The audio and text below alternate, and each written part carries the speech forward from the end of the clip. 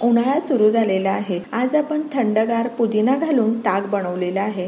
हे ताक अप्रतिम लागतं। उन्हाळ्याच्या दिवसामध्ये ताक आणि दही ह्याचा वापर आपण आहारामध्ये करतोच, पण रोज साधं ताक पिऊन कंटाळा येतो। ताकाला एक वेगळी चव दिलं तर ती पिण्याची मजा आणखी येते।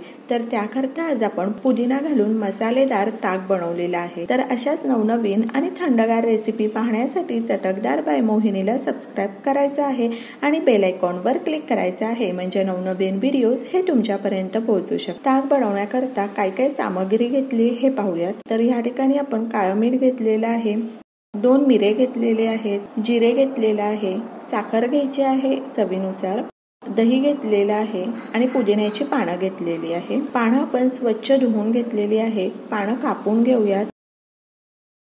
काळे मिरे आणि जिरे कुटून घेऊयात। आपण मसाला अगदी थोडा बनवणार आहोत, त्यामुळे तो कुटून घेऊयात। कमी मसाला असेल तर मिक्सरमध्ये तो व्यवस्थित वाटला जात। मिरे जिरे हे कुटून घेऊयात आणि पुदिन्याची पानं ही आपण कापून घेतलेली आहेत।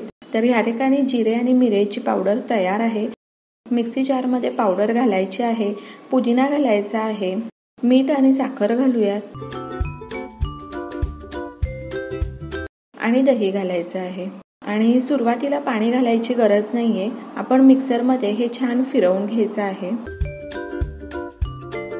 चमच्याने एकदा वरखाली करून घेऊ आणि पुन्हा मिक्सरमध्ये फाईन पेस्ट बनवून घ्यायची आहे। या ठिकाणी ताकाकरता लागणारं मिश्रण हे तयार आहे।